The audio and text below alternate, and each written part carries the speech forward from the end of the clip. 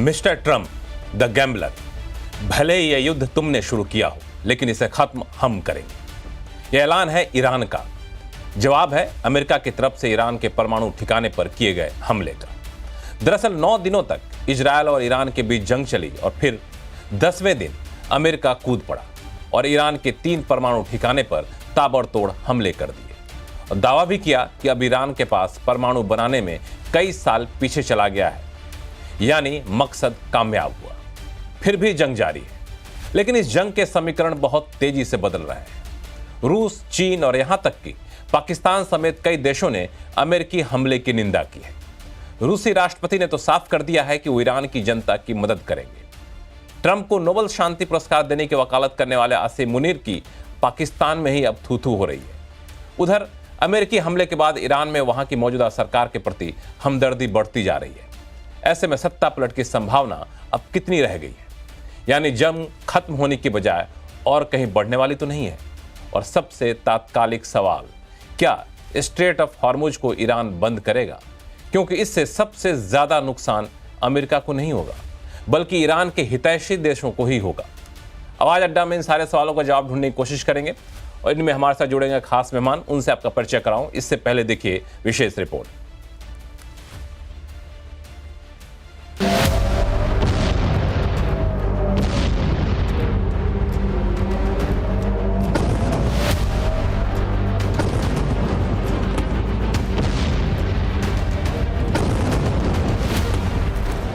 आखिर जिसका डर था वही हुआ। ईरान के 3 परमाणु ठिकानों पर हमला कर अमेरिका अब युद्ध में सीधे तौर पर शामिल हो गया है। ईरान के 3 मुख्य परमाणु ठिकानों पर हमला अमेरिका के B-2 बॉम्बर्स ने अब तक का सबसे बड़ा ऑपरेशन किया। इस ऑपरेशन में 30,000 पाउंड वजनी 14 बंकर बस्टर बम गिराए गए और कुल मिलाकर 125 से ज्यादा अमेरिकी एयरक्राफ्ट इसमें शामिल हुए। फिलहाल ईरान की तबाही की गवाही सैटेलाइट तस्वीरें दे रही हैं। ट्रंप ने धमकी भी दे दी है कि अगर ईरान ने जवाबी कार्रवाई के नाम पर साजिश की तो उसको इससे भी बड़ा अंजाम भुगतना होगा। The U.S. military carried out massive precision strikes on the 3 key nuclear facilities in the Iranian regime: Fordo, Natanz, and Esfahan. Everybody heard those names for years as they built this horribly destructive enterprise. Our objective was the destruction of Iran's nuclear enrichment capacity and a stop to the nuclear threat posed by the world's #1 state sponsor of terror. Iran में 3 परमाणु ठिकानों पर अमेरिकी हमले के फौरन बाद UNSC यानी संयुक्त राष्ट्र सुरक्षा परिषद की बैठक हुई। इस बैठक में रूस, चीन और पाकिस्तान समेत कुछ देशों ने अमेरिकी एयर स्ट्राइक की निंदा की, लेकिन ईरान के न्यूक्लियर ठिकानों पर हमले को लेकर रूस सबसे ज्यादा गुस्से में दिखा। संयुक्त राष्ट्र में रूस ने कहा है कि अमेरिका ने ईरान पर हमला करके वो काम किया है जिससे कौन सी तबाही और दर्द सामने आएंगे ये कोई नहीं जानता। इस बीच ईरान ने अमेरिका को भी बड़ी धमकी दे दी है। ईरान ने अमेरिकी राष्ट्रपति डोनाल्ड ट्रंप को मैसेज भेजकर यह धमकी दी है। ईरान ने चेतावनी देते हुए कहा है कि अगर अमेरिका हमले करता है तो वो अमेरिका में मौजूद अपने स्लीपर सेल को एक्टिव कर देगा। इससे अमेरिका के अंदर भारी तबाही आ जाएगी। अमेरिकी हमले के बाद ईरान की संसद ने हॉर्मुज की खाड़ी को बंद करने पर मुहर लगाई है। इस वजह से तेल की कीमतें बढ़ने का अंदेशा है। ऐसे में भारत काफी सतर्क है। प्रधानमंत्री मोदी ने ईरान के राष्ट्रपति से बात की है और तनाव घटाने पर चर्चा हुई है। हालांकि विकल्प के तौर पर भारत दूसरे रूटों से भी तेल सप्लाई पर ध्यान दे रहा है। We are also confident that we can increase the supply of crude through other routes should the situation so warrant. We are in touch with all possible actors in this, the supply routes, etc. And I believe that there is no cause for any alarm on this score. Of course, we will be watching the unfolding situation.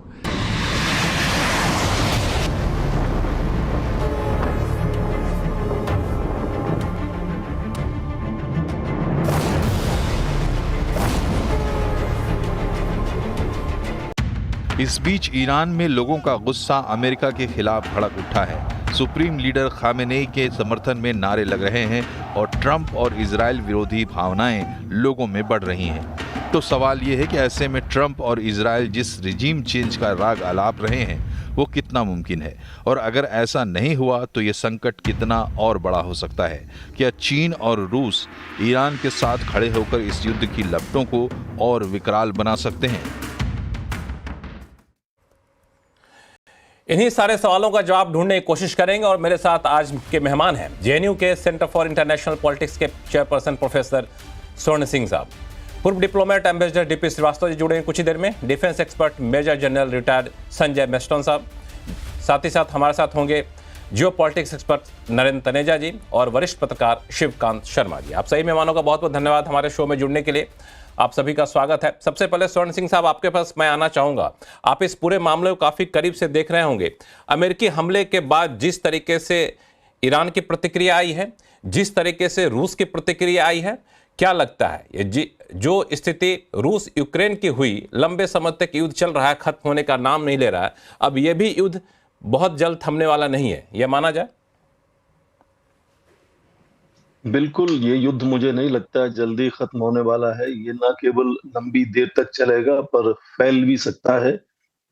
जो अभी हाल ही में जितने युद्ध, आपने चाहे Ukraine का उदाहरण लें या हमास गाजा में जो युद्ध हो रहा है उसकी उदाहरण लें, युद्ध लगातार चलते ही नजर आ रहे हैं। और ईरान तो एक बड़ा देश है, तो मुझे लगता है कि ये युद्ध पहले तो देर तक चलेगा और इसका प्रभाव न केवल खाड़ी में या पश्चिम एशिया में होगा, इसका प्रभाव पूरे विश्व पर, खासकर ऊर्जा की जो बाजार है अंतर्राष्ट्रीय स्तर पर, उस पर पड़ेगा। और उसके अलावा भू राजनीति के नजरिए से आप देखें कि ये देशों में और ज्यादा बंटवारा करते हुए नजर आएगा। हाल ही में आपने जैसे कहा अपनी खबर में कि रूस की तरफ से काफी कड़े बयान आए हैं। वहां के पूर्व राष्ट्रपति मेदवेदेव ने तो यहाँ तक कहा कि दूसरे राष्ट्र जरूरत पड़ी तो ईरान को परमाणु बम भी दे सकते हैं, या ये कहा कि वहां जो विध्वंस हुआ है उसका असर उनके परमाणु प्रोग्राम पर ज्यादा नहीं हुआ है और ईरान चाहेगा तो फिर से परमाणु बम बना सकेगा।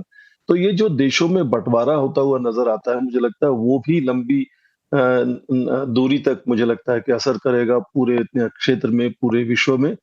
तो ये अपने आप में मुझे नहीं लगता है कि जल्दी खत्म होने वाली बात है, क्योंकि अब जो युद्ध का जो उद्देश्य है इजराइल का या अमेरिका का, वो न्यूक्लियर वेपन से हटकर आप देखें कि रिजीम चेंज की तरफ बढ़ता हुआ नजर आ रहा है। उकसाने की कोशिश है ईरानी लोगों को कि वो अपने आप सत्ता पलट करें, और उसके अलावा अमेरिका के विरोध में भी खाड़ी के देशों में, पश्चिम एशिया में, अमेरिका के अंदर भी आप देखें प्रदर्शन शुरू हो गए। तो ये जो उथल पुथल मुझे लगता है कि अमेरिका के सीधे युद्ध में शामिल होने से शुरू हुई है, वो उसका फैलाव बढ़ेगा और वो लंबी देर तक चलेगा मुझे लगता है। और यहाँ तक आप यूनाइटेड नेशंस या सिक्योरिटी काउंसिल की बात करते हैं, मुझे लगता है कि वहां से कुछ भी सक्षम तरह से इनिशिएटिव वगैरह नहीं आने वाले हैं। केवल अलग अलग देशों की अलग अलग भाषा वहां नजर आएगी। वहां भी आप देखें कि देशों में जो बंटवारा है वो साफ नजर आएगा। तो ये युद्ध मोटे तौर पर सभी देशों को प्रभावित करेगा और मुझे लगता है कि ये सभी बड़ी शक्तियों को के लिए, भारत के लिए भी एक तरह से चुनौती बन के सामने आएगा कि किस तरह से अपनी नीति निर्धारण करेंगे इस युद्ध को लेकर, और जो इसका प्रभाव है उससे किस तरह से सुलझने की कोशिश करेंगे। भारत को भी चुनौती होगी कैसे ऐसे इसके प्रभाव से निपटा जाए, इस पे हम लोग आगे चर्चा करेंगे। लेकिन एक बात जो आपने बहुत सही कही, अब ये युद्ध बहुत जल्द खत्म होता नजर नहीं आ रहा है। हमारे साथ major general retired Sanjay Meston साहब हैं। संजय साहब, क्या लग रहा है कि जो मकसद था वो तो कामयाब कर लिया, ऐसा कहा जा रहा है? जो कई लोग ऐसा भी कहते हैं कि हमले से पहले वहाँ ट्रक की लंबी लाइन देखी गई और वहाँ पे जो परमाणु से जुड़े हुए जो यूरेनियम थे, हथियार थे, बनाने वाली चीज़ें थी, उन सबको वहाँ हटा लिया गया। तो वो दरअसल परमाणु ठिकाना तो ध्वस्त कर दिया गया, लेकिन परमाणु बम बनाने में ज़रूरी सामानों को ध्वस्त नहीं किया गया है। और शायद यही वजह है कि अब फोकस है कि रिजीम चेंज कर दिया जाए। और देखिए, आपने अच्छा सवाल उठाया है, फोकस क्या है। पहली बात तो इजराइल का और यूनाइटेड स्टेट्स का ऑब्जेक्टिव, स्ट्रेटेजिक ऑब्जेक्टिव बहुत क्लियर था कि ईरान को न्यूक्लियर वेपन स्टेट से बनने को रोकना, वो उनका स्ट्रेटेजिक ऑब्जेक्टिव था। और अब हाल ही में स्टेटमेंट्स आने लगे हैं रिजीम चेंज के भी। तो पहली बात तो पहला जो मेन ऑब्जेक्टिव था वो अचीव हुआ है या नहीं, वो वक्त ही बताएगा। लेकिन मेरे को लगता है कि जिस प्रकार कुछ वीडियोस दिखाए गए थे कि 19 और 20 तारीख को काफी ट्रक्स गए थे, ईरान के 16 ट्रक्स, और वो वहां से फोर्डो न्यूक्लियर प्लांट से निकले हैं, पहले अंदर गए फिर निकले हैं, तो जाहिर है कि कुछ एनरिच्ड यूरेनियम मटेरियल निकाला है। और इस एनरिच्ड यूरेनियम जो मटेरियल है एनरिच्ड वाला, पॉसिबल है कि इससे क्रूड बॉम्ब भी बनाया जा सकता है। 90% तो एनरिच्ड यूरेनियम चाहिए है कि फुल फ्लेश्ड एक जो प्रॉपर बॉम्ब होता है न्यूक्लियर बॉम्ब उसको बनाने के लिए। लेकिन ये जो जिसको डर्टी बॉम्ब बोलते हैं या क्रूड बॉम्ब, वो पॉसिबिलिटी है, क्योंकि ये निकलने क्यों दिया। एनीवे, दूसरा है रिजीम चेंज। देखिए, प्रेसिडेंट ट्रम्प का जो आज स्टेटमेंट था कि रिजीम चेंज भी हो सकता है, पॉलिटिकली इनकरेक्ट स्टेटमेंट है, बट जाहिर है कि वहां के लोग मेक ईरान ग्रेट अगेन कर सकते हैं। और आज आपने देखा है जो इजराइल ने बॉम्बिंग की है, उसमें एक एवन जेल के ऊपर भी बॉम्बिंग की है। मतलब जेल को नहीं बर्बाद किया, पर जो एंट्री है जेल की, जो गेट था उसको बर्बाद किया है। जाहिर है कुछ तो काफी चीजें छिपाई जाएंगी ईरान से भी। अब वहां पर पॉलिटिकल प्रिजनर्स हैं, और जो मैं बोलूंगा रिफॉर्मिस्ट हैं या एक्टिविस्ट हैं वो उस जेल में हैं, और कुछ तो क्रिमिनल्स भी होंगे, तो हो सकता है वो निकले होंगे। और उसमें एक औरतों के लिए भी, विमेन के लिए एक अलग सेल है, हो सकता है वो भी निकली हुए। तो ये जानबूझ के किया गया है, इसीलिए कि जो ये एक्टिविस्ट हैं या रिबेल्स हैं, ये आके लोगों के बीच में एक रिजीम चेंज का नारा सा उठा सकते हैं या एक आवाज उठा सकते हैं। वो वक्त लगेगा, लेकिन रिजीम चेंज हो या नहीं हो वो उसको बहुत मुश्किल है आज की तारीख में बोलना। अभी मेरे को लगता है कि जो लीडरशिप है वो फर्म कमांड और सही कमांड और कंट्रोल उनका अभी चल रहा है। लेकिन कभी भी कुछ हो सकता है। आपने देखा एक सीरिया में क्या हुआ था, प्रेसिडेंट साद को कैसे वहां से निकलना पड़ा था। तो ये पॉसिबल है या कुछ भी हो सकता है। और पब्लिक सेंटिमेंट्स ओवरनाइट चेंज भी हो जाते हैं। जब बॉम्बिंग अगर उनके ऊपर भी शुरू हो गई, तो जब फूड प्राइसेस और वहाँ ऑयल प्राइसेस बढ़ेंगे ईरान के अंदर, तो हो सकता है कि पब्लिक सेंटिमेंट चेंज हो जाए। अब ये युद्ध किस तरफ जाएगा, आपने वो सवाल उठाया है। देखिए, मेरे को लगता है सब कुछ निर्भर, ये स्केल ऑफ 1 से 10, ये 1 भी हो सकता है, 10 भी हो सकता है, ऑल आउट भी हो जा सकता है, रुक सकता है। आज ईरान से एक स्टेटमेंट निकला है हाल ही में ही, उसमें बोला है हम प्रोपोर्शनेट रिस्पॉन्स करेंगे। ये बहुत अहमियत वाला स्टेटमेंट है। जैसे ऑप सिंदूर में भारत और पाकिस्तान के बीच में जब कॉन्फ्लिक्ट हो रही थी, हम हर बार बोलते थे प्रोपोर्शनेट रिस्पॉन्स। तो हो सकता है प्रोपोर्शनेट रिस्पॉन्स एक थोड़ा मैं मेलोइंग डाउन बोलूंगा, और ये कहीं इराक में या सीरिया में जो अमेरिकन बेस है वहां पर जो उनके बेस पे फायर किया जा सकता है, इस प्रकार फायर करेंगे कि शायद कैजुअलिटी ना हो, और वो बता देंगे कि हमने भी अमेरिकन ट्रुप्स पे या बेसिस पे मार की है। और आपने कल सुना है कि ईरान ने भी क्लियरली बोला, और अमेरिका ने भी, ये जो फोर्डो में और नतांज में और इस्फहान में बॉम्बिंग हुई है, इसमें कोई सिविलियन कैजुअलिटीज नहीं हुई है। तो हो सकता है ये युद्ध कंटेन भी हो जाए, और या 10 के स्केल पे भी जा सकता है। सब निर्भर है ईरान पे, वो कैसा अभी काउंटर मेजर्स लेता है, किस प्रकार का वो एक्शन लेता है। क्या वो स्टेट ऑफ हॉर्मुज को ब्लॉक करना चाहेगा, या इजरायली जो अमेरिकन बेसिस हैं मिडिल ईस्ट में उनको टारगेट करना चाहेगा। तो ये सारा जाहिर है कि अमेरिका, ये ईरान भी ये सब एनालाइज करेगा, क्योंकि अगर स्टेट ऑफ हॉर्मुज बंद करता है लॉन्ग टर्म के लिए, तो ये जितने वहाँ देश हैं, इराक, कुवैत, सऊदी अरेबिया वगैरह वगैरह, जितने भी ये उस इलाके में है जो ऑयल प्रोड्यूसिंग कंट्रीज हैं, ये लॉन्ग टर्म ईरान के अगेंस्ट हो जाएंगे, नंबर 1। नंबर 2, अगर ये वहाँ अमेरिकन बेसिस पे फायर करता है मिडिल ईस्ट में, तो वो देश भी इनके खिलाफ हो जाएंगे ईरान के। तो आज की तारीख में ईरान के साथ कोई खड़ा नहीं है। जरूर रशिया स्टेटमेंट बोल रहा है, लेकिन ऑन ग्राउंड उसने स्टेटमेंट ये भी दिया प्रेसिडेंट पुतिन ने कि हम लोगों की मदद करेंगे, ईरान की लोगों की। तो अभी ईरान को बड़ा कैलकुलेटेड मूव लेना पड़ेगा, पर अगर वो जज्बात में आके बहुत बड़ा मूव लेंगे, तो आपको पता है कि फिर अमेरिकन स्ट्राइक्स और इजरायली स्ट्राइक्स और भारी तादाद में होंगे, और इनकी ऑयल रिफाइनरीज वगैरह पे भी अटैक किया जाएगा, इनके जो गैस प्लांट्स है उस पर अटैक किया जाएगा। नुकसान इन दी एंड ईरान का होगा। तो ये एनालिसिस करते हुए मेरे को लगता है ईरान बहुत सोच समझ के करेगा, और मेरे को जो अभी हालात लगते हैं, ईरान की जो काबिलियत है, जो उसका एयर सुप्रीमेसी नहीं है आज की तारीख में। आपको पता है पूरी वहां पर यूनाइटेड स्टेट्स और ये इजराइल के एयरक्राफ्ट्स और घूम रहे हैं आराम से उनकी एयर स्पेस में।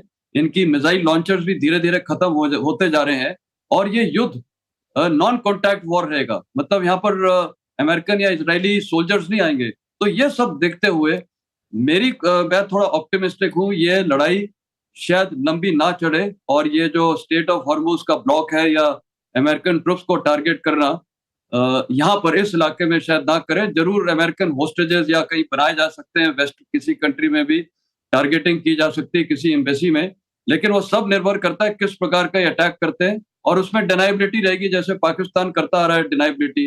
तो ये बड़ा अभी ऑप्शंस ओपन है, लेकिन अगर ये सारे फैक्टर्स में देखूं तो मेरे को लगता है कि ये युद्ध इतना लंबा शायद ना खिंचे, लेकिन इसको प्रिडिक्ट करना बहुत मुश्किल है।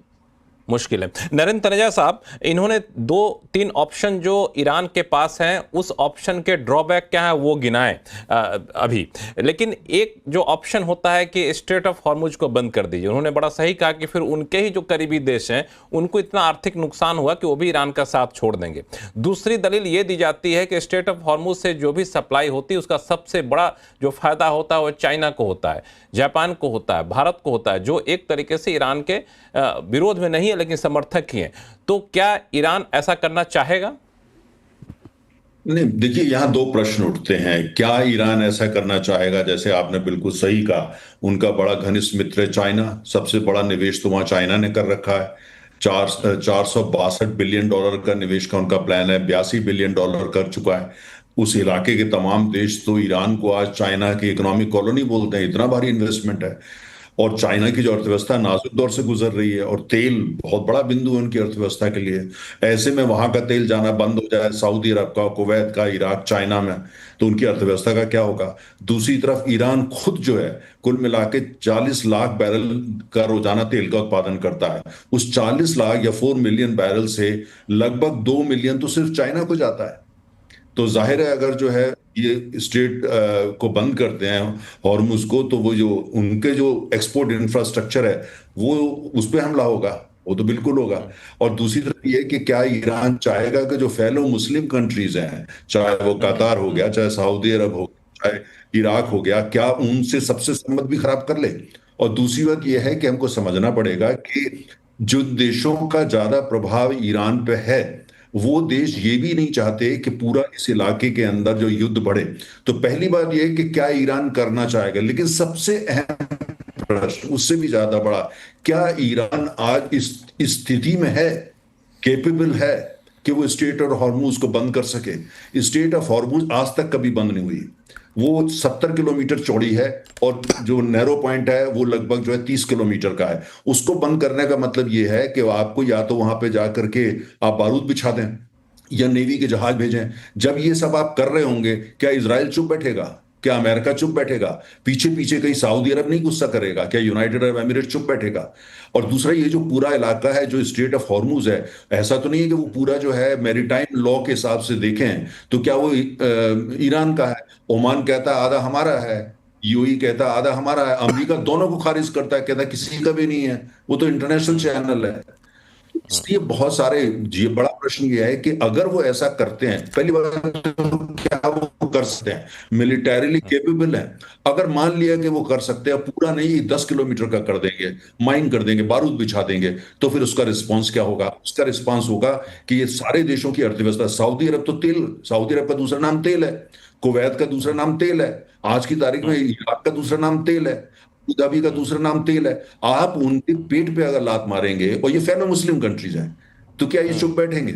और दूसरी बात यह है कि उस पूरे इलाके, इसका मतलब है कि ईरान अगर ऐसा कुछ भी करता है कि स्ट्रेट ऑफ हॉर्मुज में बारूद बिछाता है या उसको ब्लॉक करता है, तो ये तो सुसाइडल होगा ईरान के लिए, बड़ा मुश्किल। उसके बाद तो युद्ध फैल जाएगा। वो देश जो आज जो है कहीं ना कहीं इवन सिंपैथी रखते हैं, वो भी अपने को दूर कर लेंगे, और उनमें चाइना भी हो सकता है ये कहे कि भाई ये आपने क्या कर दिया। लेकिन दूसरा साथ में ये भी समझना पड़ेगा कि ईरान एक बड़ा प्राउड सिविलाइजेशन है। ईरान जो है उनका ये है कि वो साइरस द ग्रेट, एक जमाने में वो बड़ा एम्पायर था, बहुत बड़ा, और उनका माइंडसेट अभी भी साइरस द ग्रेट का है। मतलब वो ये सोचते हैं वो बहुत बड़ी ताकत है, और उनके लिए जो होता है अपना जो अस्मिता होती है, प्राइड होता है, इंडिपेंडेंस होती है, बहुत जरूरी है। तो उन लोगों के लिए ये भी सोच तमाम ईरानी हो कि मर जाएंगे लेकिन झुकेंगे नहीं। और ट्रंप साहब क्या कह रहे हैं? सरेंडर करिए, झुक जाइए। तो ईरान की तो सभ्यता में वो नहीं है। और दूसरी, ऐसी स्थिति के अंदर जो विवेक होता है उसके सामने कई दफे प्रश्न लग जाते हैं, आदमी का विवेक खराब होने लगता है। कितनी भी बड़ी लीडरशिप हो, at the end of the day तो सब इंसान ही होते हैं। दूसरी बात, हमें यह भी समझना, अब जो बात हुई है, कहीं ना कहीं अमेरिका और इजराइल को लग रहा है कि जो आणविक उनके ठिकाने पर बमबारी के बाद स्थिति अंदर की नाजुक हो गई है, लोग परेशान आ गए हैं और ईरान की स्थिति बहुत खराब है, मिलिटरीली भी, आर्थिक रूप से तो है ही है। तो ये मौका है कि रिजीम चेंज की बात करो। प्रश्न इस बात का है कि क्या वो हो पाएगा, अगर उसकी जगह वहां कौन आएगा, क्या अगर प्रो वेस्ट रिजीम वहां आ जाती है, क्या ये चीन को स्वीकार होगा, क्या ये सऊदी अरब को स्वीकार होगा, क्या ये रूस को स्वीकार होगा, क्या वो इतने इस हद तक बात को जाने पड़ेंगे, या वो ईरान को सलाह देंगे दिमाग से काम लो, अभी शांत हो जाओ, wait for your time, wait for your day, और अभी जो है आप इजराइल से छुटपुट अपना करते रहो, लेकिन इसको एस्केलेट ना करो। लेकिन अगर ये एस्केलेट होता है तो खाली भारत के लिए नहीं, हम तो वहां से भारी मात्रा में तेल मंगाते हैं, पूरी दुनिया की तेल की अर्थव्यवस्था के लिए, पूरी दुनिया का जो आपका सप्लाई सिस्टम है, चाहे वो किसी भी चीज का, वो उसके लिए बहुत ही खतरनाक खबर होगी।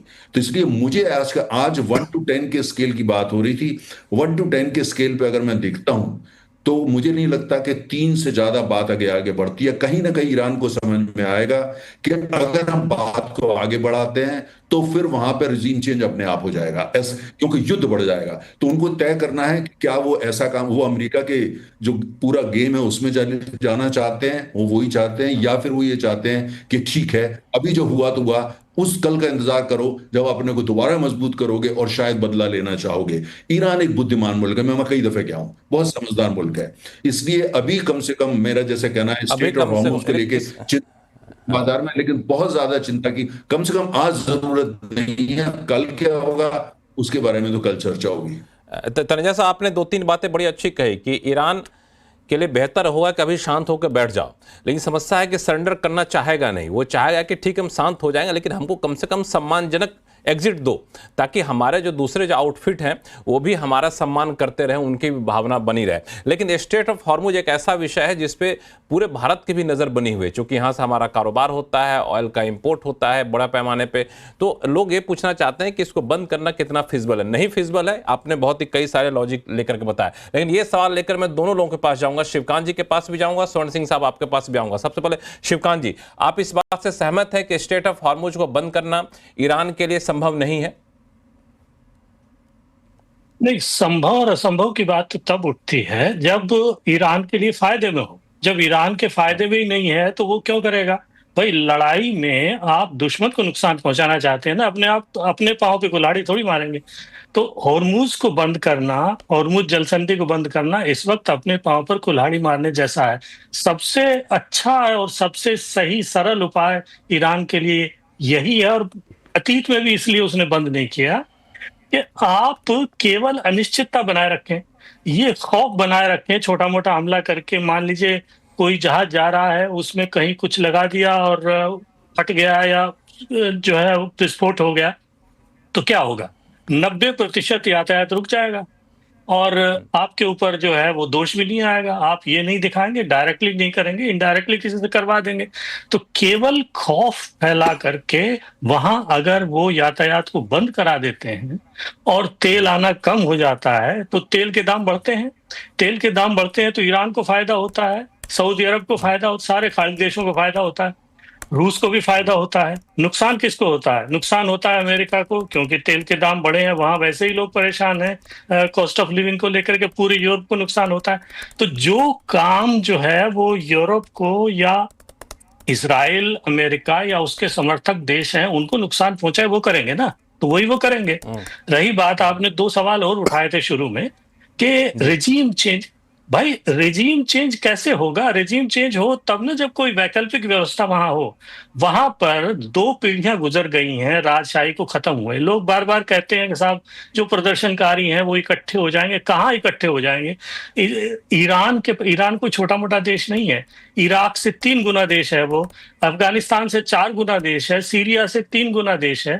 वहां उनके पास 3.5-4 लाख फौज के अलावा उतना ही जो है वो रेवोल्यूशनरी गार्ड है और उतना ही बसीज है। बसीज एक जो है वो वहां का मान लीजिए कि आरएसएस है जिसको कि अर्धसैनिक बल की सुविधा भी मिली हुई है, तो वो पब्लिक को कंट्रोल करने में मदद करते हैं।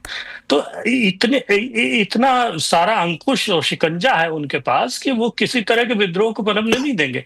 वो कोशिश करेंगे कि किसी तरह से वक्त निकाले। जब सद्दाम हुसैन 12 साल वक्त निकाल सकता है, बशर अल असद 12 साल वक्त निकाल सकते हैं। अफगानिस्तान में तालिबान को हटा दिया गया, क्या आपने जो है 20 साल वहां सब कुछ कर लिया, सत्ता परिवर्तन ठीक है, थोड़ा मोड़ा हो गया, एक की जगह दूसरा आ गया। इसी तरह कल को आपने रिजीम चेंज भी किया तो और खराब रिजीम आ जाएगा, फायदा क्या होगा आपका उससे। और रही परमाणु उसको ध्वस्त करने की बात, तो देखिए कह रहे हैं कि हमने फोर्डो में बम डाल दिया और परमाणु, आपने खुद भूमिका में कहा कि वो ट्रक देखे गए थे। असल में ये ईरान को पहले से मालूम था कि कुछ न कुछ होगा, इसलिए जो संवर्धित परमाणु जो सामग्री है उसको गुफाओं में पूरा का पूरा जो आपका पर्वतमाला है वो ईरान के बीचों बीच होकर के गुजरती है, उसमें इतनी सारी सुरंगें हैं, कहीं कहीं उन्होंने छिपा के रखी हुई हैं।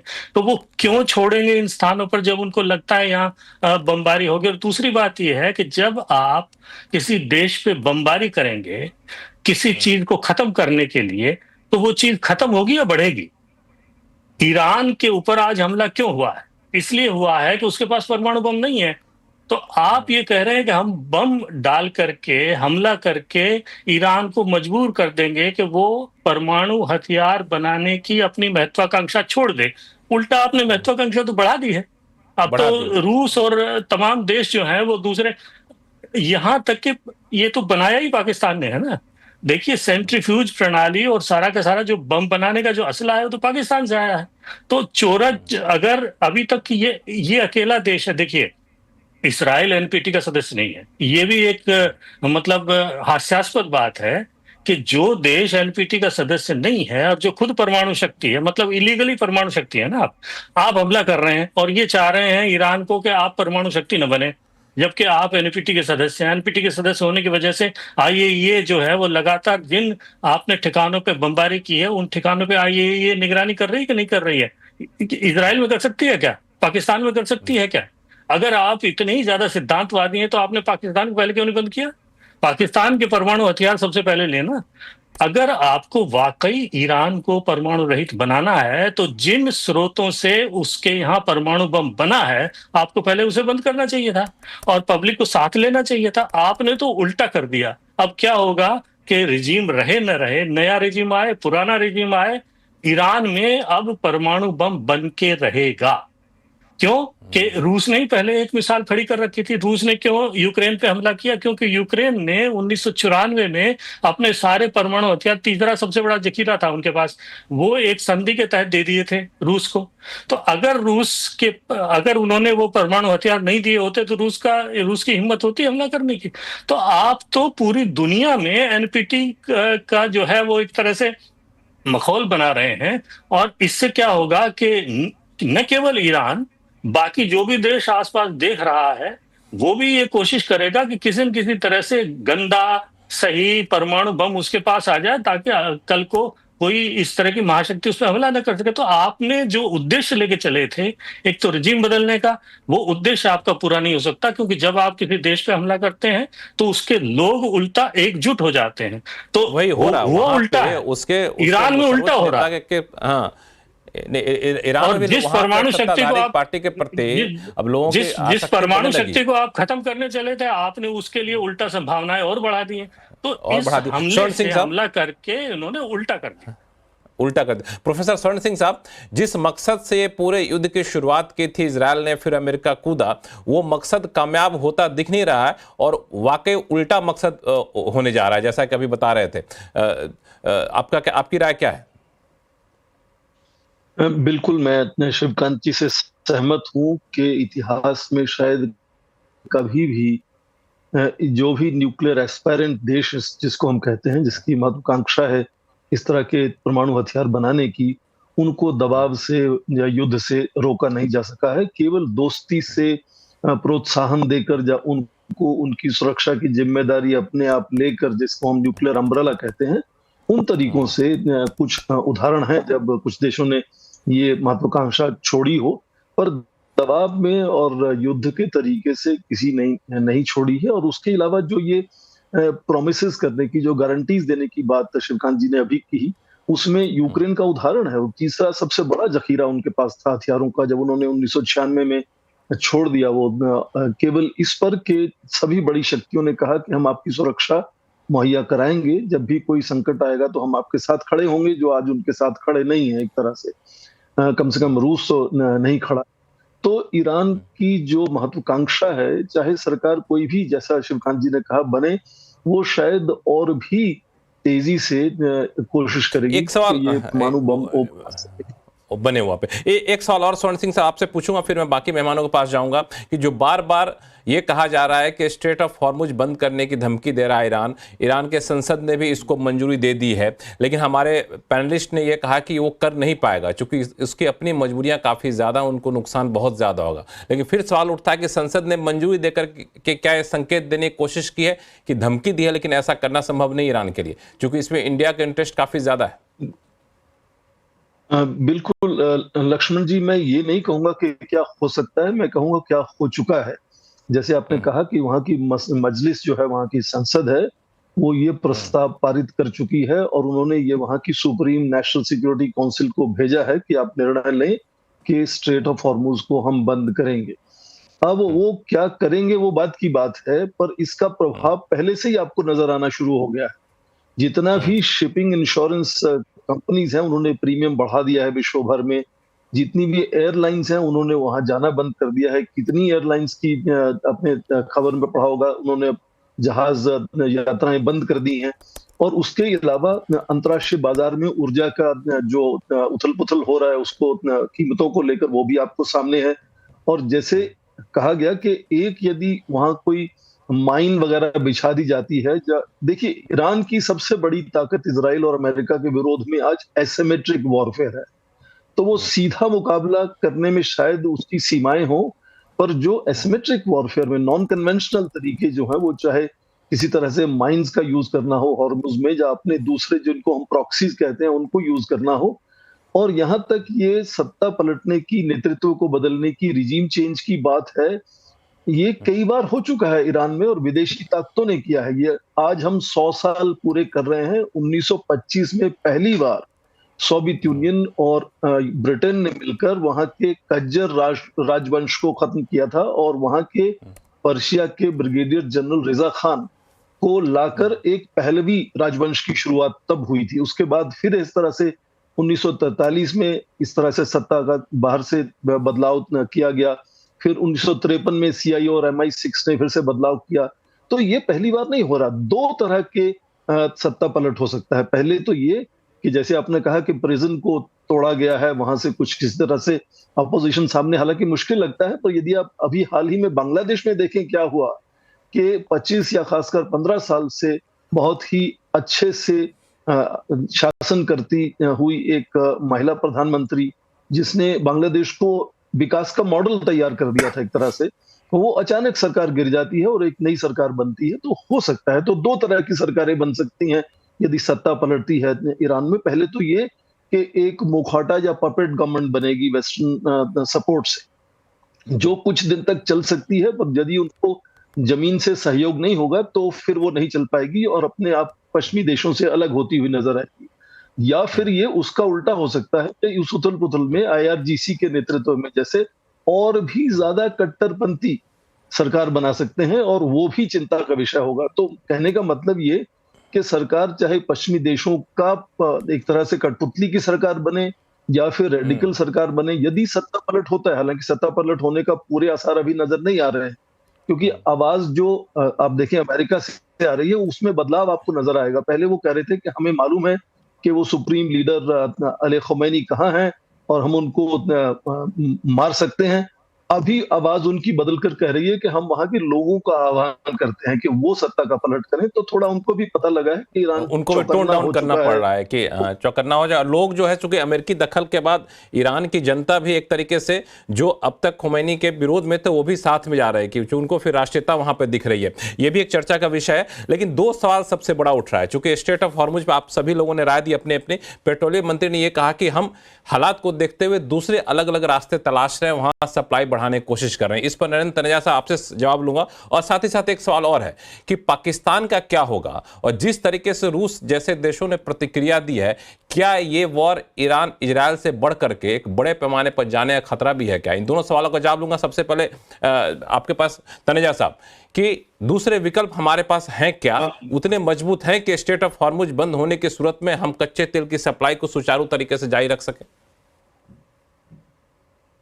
देखिए, पूरी दुनिया के अंदर $100 मिलियन बैरल्स का तेल की रोजाना खपत होती है, और 20 मिलियन, लगभग 20% उसका जो उस इलाके से आता है जिसकी हम चर्चा कर रहे हैं। और सऊदी अरब को सभी जानते हैं कि वो तो बहुत बड़ा एक्सपोर्टर है, और हमारी जरूरत का लगभग 39 से लेके 40% तेल जो है वो गल्फ कंट्रीज से आता है, उसी इलाके में जहां पर जंग चल रही है। अब प्रश्न ये है कि हमने एक रणनीति के तहत पिछले कुछ सालों के अंदर जो अपनी सोर्सिंग है क्रूड की, उसको डाइवर्सिफाई किया। हम रूस से लेते हैं, अमेरिका से लेते हैं, लैटिन अमेरिका से लेते हैं, नाइजीरिया से लेते हैं, ब्रुनाई से लेते हैं, मलेशिया, पूरी दुनिया भर से लेते हैं। 40 देशों से आज हम कच्चा तेल लेते हैं, लेकिन उसके बावजूद जो है 40% तो इस इलाके से आता है। बात ये नहीं है कि जो फिजिकल सप्लाई है उसमें डिसरप्शन हो जाए तो हम उसका दूसरा इलाज ढूंढ सकते हैं। शायद हम रूस से ज्यादा खरीदने लगे, शायद अमेरिका से ज्यादा ले लें, लेकिन प्रश्न यह है कि कीमत का क्या होगा। हमारी वरी सप्लाई नहीं है, क्या होगा? हमारी चिंता कीमत है, क्योंकि ये ग्लोबल कमोडिटी है। रूस के अलावा कोई भी देश हमको सस्ता तेल नहीं देता। सऊदी अरब तो बल्कि उसके ऊपर $2.5 पर बैरल एक्स्ट्रा लगाता है, जिसको एशियन प्रीमियम बोलते हैं। और अमेरिका भी हमको सस्ता तेल नहीं देता, वहां से अमेरिका से यहां लाने का भाड़ा भी ज्यादा होता है क्योंकि समय ज्यादा लगता है। रूस से भी जो तेल आता है भाड़ा तो बढ़ जाता है उसमें। इन देशों से तेल, खाड़ी के देशों से 4 दिन के अंदर टैंकर चल के जो है वो भारत आ जाता है। तो इसलिए ये हमको थोड़ा ध्यान देना होगा। तो इसलिए जब अगर वहां वॉर एस्केलेट होती है और तेल के अंदर जो है तेल का डिस्ट्रप्शन होता है, सप्लाई का डिस्ट्रप्शन होता है, स्टेट ऑफ हॉर्मुज से होता है या उसके आसपास होता है, या किसी टैंकर को उड़ा दिया जाता है उससे होता है, तो सबके लिए, पूरी दुनिया के लिए समस्या खड़ी होगी। और उसमें भारत जो है वो भी आगे आगे होगा, अग्रणी देश होगा, क्योंकि हमारी निर्भरता आयातित तेल पे ज्यादा है। दुनिया के तीसरे सबसे बड़े तेल के उपभोक्ता हैं हम, दूसरे सबसे बड़े जो है आयातक हैं, और हमारी जो जरूरत है 5.5 मिलियन बैरल, 55 लाख बैरल रोजाना हम तेल पीते हैं, हमारी अर्थव्यवस्था और हम लोग। तो आप अंदाजा लगा सकते हैं कि सप्लाई भले ही हम सुचारू तरीके से जारी रख सकें, दूसरे विकल्प से सप्लाई ले सकें, लेकिन कीमत जो है एक बड़ा कंसर्न हो। लक्ष्मण, एक बात मैं इसमें साथ में कहूंगा, मैंने अपने को पैनलिस्ट को सुना। देखिए, हमको ये ध्यान रखना चाहिए कि ईरान के साथ हमारी अच्छे संबंध हैं, सिविलाइजेशन फ्रेंडशिप है हमारी उनसे, लेकिन दिक्कतें भी हैं। हमने वहां पे फरजाद बी करके जो तेल का भंडार है, बहुत बड़ा भंडार है, हमारी कंपनी ONGC विदेश ने उसकी खोज करी और ईरान ने हमको देने से मना कर दिया, चीन को दे दिया। हमने वहां पे सॉवरन इंडियन गवर्नमेंट, किसी कंपनी नहीं, गवर्नमेंट टू गवर्नमेंट $30 बिलियन की LNG डील उनसे साइन करी, वो बैकआउट कर गए उस पर। अच्छा, सब लोग नाम लेते हैं कि साहब हमारा वहां पे जो है एक बंदरगाह हैगा, उससे हमारे बड़े अच्छे संबंध है, हम वहां से कॉरिडोर बना देंगे, लेकिन हकीकत यह है कि हम बड़ी कोशिश कर रहे हैं। चाबहार की मैं बात कर रहा हूं, हम बड़ी कोशिश कर रहे हैं, लेकिन चाबहार में वो साथ में कभी चीन को लाके बैठा देते हैं, कभी वहां पाकिस्तान को बैठा देते हैं। तो मेरा कहना यह है कि हमारे, अगर आप बात करें यहाँ पे सरकार के अंदर या ऊर्जा क्षेत्र में, तो लोग ईरान के बारे में कहते हैं Iran is a wonderful country, great cuisine, very warm people, but extremely difficult customer to deal with. बड़ा मुश्किल है। बिल्कुल, काफी इंपॉर्टेंट बात आपने कही। जब ऐसे मोर्चे पे जब वो काफी मुश्किल होता है डील करना, सवाल ये भी उठता है कि लक्ष्मण एक पॉइंट कंप्लीट करने दीजिए। मेरा, देखिए, आणविक हथियारों की बात हो रही थी। आणविक हथियार की जो हमें ये ध्यान रखना पड़ेगा, अगर ईरान के पास आणविक हथियार आ जाते हैं तो तुरंत बिना समय के बर्बाद करे Saudi Arab, United Arab Emirates, Egypt, Turkey में भी आणविक हथियार है, पर वो नेटो के, उनके नहीं है। ये सब आणविक हथियार की शॉपिंग शुरू करेंगे, कोई अपने नहीं बना पाएंगे, और शॉपिंग करने का आएंगे पाकिस्तान, और पाकिस्तान पैसे के लिए कुछ भी कर सकता है। तो पाकिस्तान की अहमियत कितनी बढ़ जाएगी और उनकी अर्थव्यवस्था कितना, ये भी जरा हमको सोच के चलना पड़ेगा। इसलिए हमको अपने भारतीय राष्ट्रीय हित को देखना है। हम सबके साथ हैं, लेकिन हमारी स्थिति में हम नहीं है कि हम इसको चुन लें और उसको ना चुनें। हम सबके साथ हैं। हालांकि शांति चाहते हालांकि अभी स्थिति है कि पाकिस्तान की हालत बड़ी डवाडोल जैसी हो गई है। 12% उनके यहाँ शिया आबादी है, और जिस तरीके से अमेरिका ने हमला किया ईरान पे और अमेरिका के राष्ट्रपति को नोबेल शांति पुरस्कार की वकालत करके चले आए हैं, तो यहाँ पे घर में उनकी बड़ी थू-थू हो रही है। ये भी एक चर्चा का विषय है जिसमें हम बातचीत करेंगे retired major general Sanjay Mishra साहब से। लेकिन फिलहाल वक्त है छोटे से ब्रेक का। ब्रेक के बाद लौटते हैं तो संजय जी से सवाल पूछेंगे।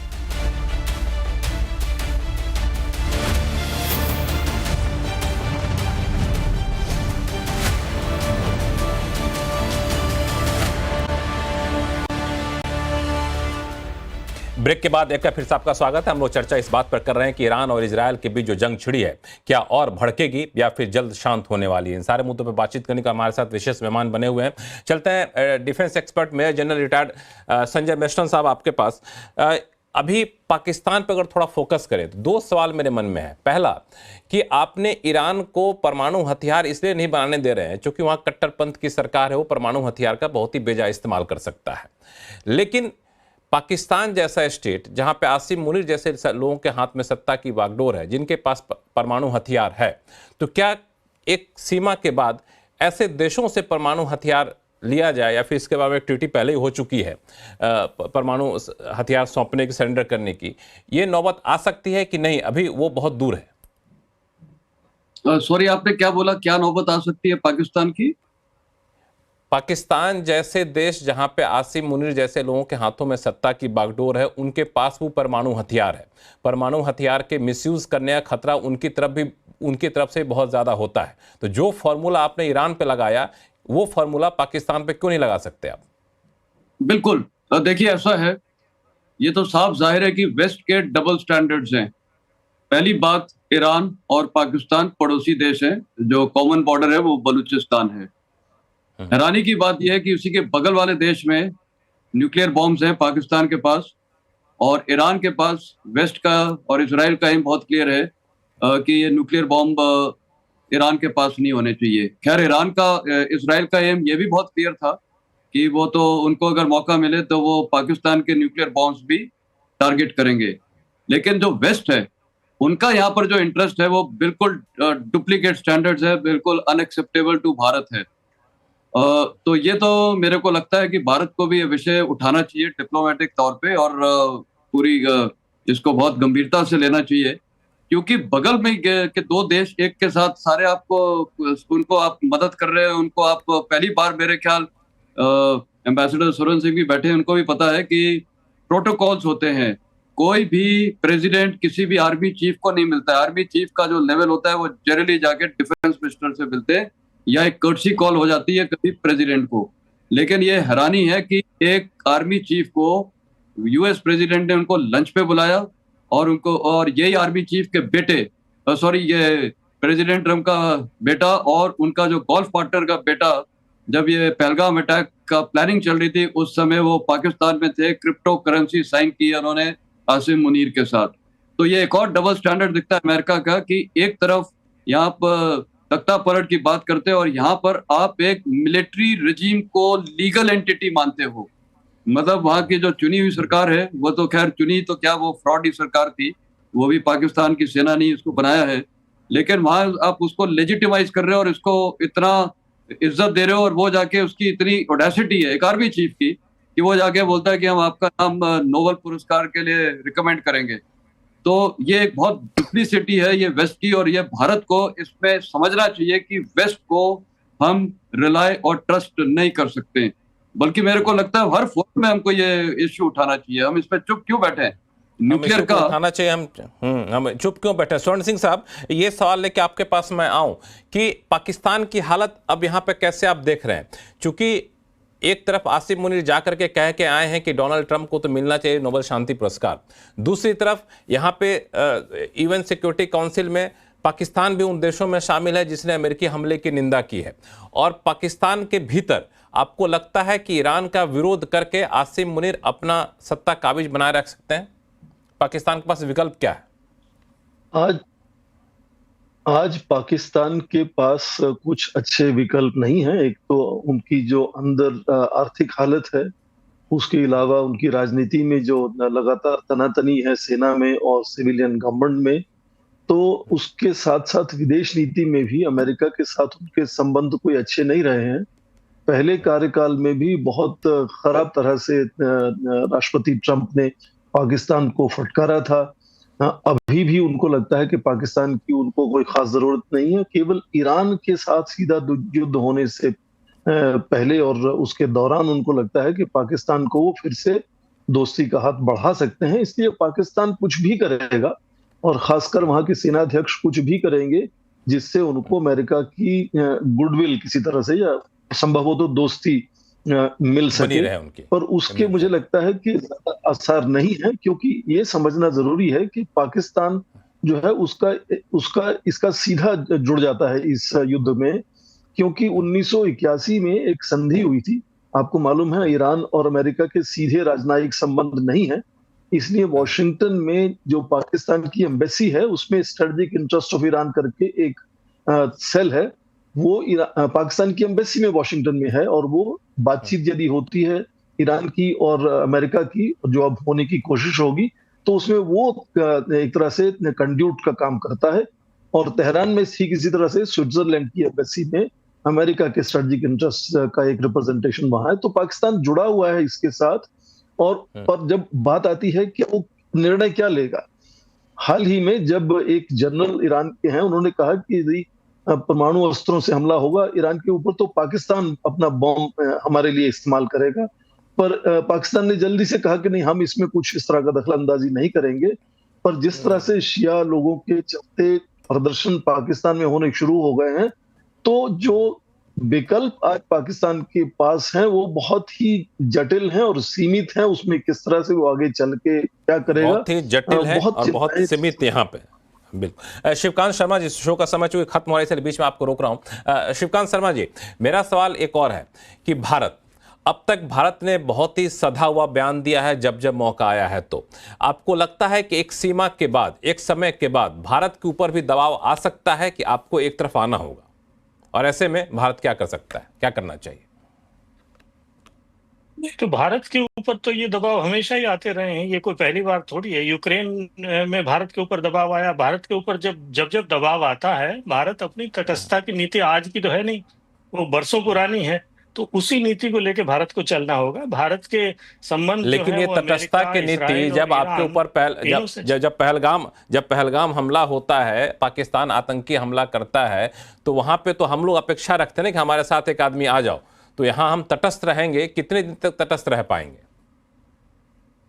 देखिए, नीतिगत रूप से वो जो हमला हुआ, उस हमले की निंदा हर कोई करेगा। वो जो है नागरिकों के ऊपर हमला था, वो आतंकवादी हमला था। आतंकवाद को लेकर के कोई पक्षपात नहीं कर सकता, कम से कम सार्वजनिक मंच के ऊपर। अंदर से कुछ कोई भी करता रहे। जहां तक एक दूसरे देश के साथ दुश्मनी लेने की बात है या किसी एक खास सिद्धांत पर हमला करने की बात है, वहां आप संयुक्त राष्ट्र की जो नीतियां हैं उनके आधार पर चल सकते हैं। और हमारी नीति बिल्कुल साफ है कि भाई हम भारत ये थोड़ी कह रहा है कि आप इस पे चढ़ जाओ या इस पे मत चढ़ो।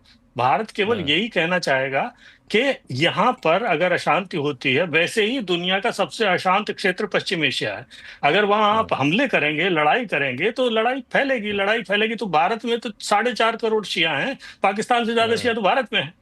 तो अगर आप वहां रिजीम परिवर्तन करते हैं, कल को अयातुल्ला को आप मारने चलते हैं, तो उसका जो है जो असंतोष है वो भारत में भी तो होगा ना। तो भारत को भी भुगतना पड़ेगा। तो भारत नहीं चाहेगा, भारत यही कह रहा है कि आप शांति बनाए रखें, बातचीत के द्वारा मसला हल करें। और अल्टीमेटली देखिए, ये जो भी कर ले, ये जो भी कर ले, हल बातचीत के द्वारा ही निकल सकता है। ये जो दोनों समस्याएं हैं ना, आप वहां सत्ता परिवर्तन चाहते हैं, बेहतर सत्ता लाना चाहते हैं, वो बिना बातचीत के, बिना लोगों से मिले हुए वो नहीं हो सकता। नहीं हो सकता। उनको चाहते हैं कि वो परमाणु महत्वाकांक्षा छोड़ दे, वो नहीं हो सकता। नरेंद्र तनेजा साहब, मेरा सवाल आपसे, आपने जब पिछला जवाब दिया था तो उसमें एक लाइन बड़ा इंपॉर्टेंट बोला था कि जब जब जरूरत पड़ी है कई सारे मोर्चे पर ईरान ने हमें हमेशा चीन के सामने खड़ा किया है। तो मेरा सवाल यह है कि क्या ऐसी स्थिति में भारत इन सारे मुद्दों को ईरान के साथ डील कर सकता है ज़्यादा प्रभावशाली तरीके से कि देखो जी हम तुम्हारा साथ दे रहे हैं, लेकिन ये सारी जो चीज़ें हैं उसको ज़रा स्ट्रीमलाइन करो? नहीं, मुझे लगता नहीं कि अभी ईरान या इस स्थिति में इस तरह की कोई बार्गेन हो सके। देखिए, मेरे को पैनलिस्ट ने बात करी, वेस्ट ऐसा है, दुनिया के सारे देश ऐसे हैं। जब अगर जो ताकतवर है, अगर आप कमजोर हैं, वो आपको झुकाएगा। इतिहास उठा लीजिए। तो इसीलिए जो है, ये आज चाइना को कोई नहीं झुका पा रहा। भारत भी उस स्थिति में पहुंच चुका है। ये लोग दबाव डालते हैं, रूस से तेल मत लो, इससे व्यापार नहीं करो, इससे बातचीत ना करो, और हम इग्नोर कर देते हैं। तो हम, क्योंकि आज इस स्थिति में देखिए लक्ष्मण, अपनी अर्थव्यवस्था को मजबूत करिए, 20 ट्रिलियन डॉलर की अर्थव्यवस्था बनाइए, 700 बिलियन डॉलर का डिफेंस बजट बनाइए। आपके सब आके आपके कदमों में आएंगे, सब आपकी बात मानेंगे। तब वेस्ट भी मानेगा। को अपना बुलंद जिसके करके पास रखिए, ताकत बाकी है, दुनिया अपने आप आपके पास आएगी, अपने आप आएगी। तो वो ऐसा बिल्कुल छोड़ दीजिए, बचकाना बात है। बिल्कुल सर। तनेजा साहब, समय थोड़ा सा कम है, एक ही सवाल है जिसका जवाब आप चारों मेहमानों से चाहूंगा छोटे में, कि युद्ध को खत्म करना हो तो क्या करना चाहिए, या फिर दूसरे तरीके से पूछूं कि युद्ध आखिर खत्म कैसे होगा। शुरुआत करते हैं स्वर्ण सिंह साहब आपसे, संक्षिप्त में। जाहिर है कि युद्ध का समापन जो है वो बातचीत से ही होगा। उसमें क्या बड़ी शक्तियां शामिल हो सकती हैं। विदेश मंत्री ईरान के मॉस्को में हैं, उन्होंने पुतिन से कहा कि सीधी बात आप राष्ट्रपति ट्रंप से करें। तो बड़ी शक्तियां यदि ये मानती हैं कि उनको युद्ध को जल्दी से जल्दी समाप्त करना है, तो वो अपने आप उसको कोई तरीके ढूंढेंगे। उसमें ईरान को एक फेस सेविंग देना जरूरी होगा, मुझे लगता है। वो किस तरह से होगा, ये बड़ी शक्तियों पर निर्भर होता है। आज इजराइल की इस खाड़ी के क्षेत्र में अमेरिका की पूरे विश्व में सेना की बहुत बड़ी ताकत है, और यदि वो उस पर सीमा रखते हुए ईरान को कुछ अपॉर्चुनिटी दे देते हैं कि वो एक तरह से हल्का फुल्का रिटेलिएशन करके, फेस सेविंग करके बातचीत के लिए राजी हो जाए, तो मुझे लगता है वही एक तरीका है। रिजीम चेंज तरीका नहीं, रिजीम चेंज तरीका नहीं है। Major general retired Sanjay Meston साहब, कैसे युद्ध रुकेगा? क्या एक रिस्पेक्टफुल एग्जिट दे दिया जाए ईरान को, या फिर कोई और तरीका है? ये युद्ध ईरान ही खत्म कर सकता है। ईरान ने ये युद्ध 7 अक्टूबर 23 को शुरू किया था, और यही ईरान खत्म कर सकता है। नंबर 2, यही ईरान को एक फिलॉसफी चेंज करनी पड़ेगी। ज्यूस को एग्जिस्ट करने का अधिकार है। वो साइरस द ग्रेट जो थे, उनको ग्रेट इसीलिए बोला जाता है, उन्होंने ज्यूस को जीने दिया। वहाँ ज्यूस को वर्शिप कर सकते थे, अपने जो सोलोमन टेम्पल वगैरह सब है उस पर वो कर सकते थे। लेकिन ये ईरान 79 से लेके आज तक उनको सिर्फ एक ही है कि ज्यूस को एग्जिस्ट नहीं करने देना। तो जब आपकी फिलॉसफी गलत है, और आप न्यूक्लियर बॉम्ब भी इसलिए बनाना चाहते हो कि उनको खत्म करना चाहते हो, तो चेंज इन्हीं की फिलॉसफी करना पड़ेगा, और यही कर सकते हैं इसको खत्म। शिवकांत शर्मा साहब, संभव है? नहीं साहब, मैं नहीं मानता। मैं यही मानता हूं कि जिसने युद्ध शुरू किया, ये युद्ध उसी को खत्म करना होगा। अमेरिका और जो इसराइल है, वो एक पश्चिम एशिया का चौधरी है, एक पूरी दुनिया का चौधरी है। अगर युद्ध को खत्म करना चाहते हैं तो यही खत्म करेंगे। ईरान अगर खत्म कर भी दे तो उसके बावजूद ये हमला करेंगे, फिर ये कहेंगे कि ये नहीं किया। इनकी जो मांग है उसका कोई अंत है? इसकी क्या गारंटी है? तो युद्ध अगर वाकई में खत्म करना है और जल्दी खत्म करना है, तो ये दोनों ही कर सकते हैं। ये दोनों ही कर सकते हैं। नरेंद्र तनेजा साहब, कैसे खत्म होगा? देखिए, मेरा मानना है कि चीन या और उनके जो साथी है, ईरान के और साथी है, वो नहीं चाहेंगे युद्ध आगे बढ़े, और अंततः ये होगा, ये एस्केलेट शायद ना हो। कुल मिलाकर के इजराइल और ईरान वो आपस में लड़ते रहेंगे जब तक कि दोनों थक नहीं जाएं, और थक के जो है वो बिल्कुल जमीन पर ना गिर पड़े, और उसके बाद फिर इंतजार करेंगे दोबारा कब लड़ा जाएगा। लेकिन मुझे लगता है कि अभी आने वाले लंबे समय तक इजराइल और ईरान के आपस में जो इनका जो चल रहा है, सारा मिसाइल ये सब चलता रहेगा, और इनका टेंशन बरकरार रहेगा। कोई अमेरिका आया है, मुझे लगता है अमेरिका इस इंतजार में यहाँ से कैसे बाहर निकले, क्योंकि उसका लॉन्ग टर्म वहां पे जो वो फंसना नहीं चाहता है। तो मुझे लगता है कि ईरान और इजराइल की आपस में टेंशन चलेगा। कितने महीने चलता है कहना मुश्किल है। मेरे ख्याल से जब तक चलेगा, जब तक ये दोनों थक नहीं जाए। दोनों थक नहीं जाए तब तक चलेगा, लेकिन उम्मीद यही हम सब करेंगे कि युद्ध जितना जल्दी खत्म हो जाए वही सबके हित में रहेगा। आप सही मेहमानों का बहुत बहुत धन्यवाद हमारे शो में जुड़ने के लिए, अपनी राय हमारे साथ शेयर करने के लिए। आवाज अड्डा में फिलहाल इतना ही। देखते रहिए CNBC आवाज। नमस्कार।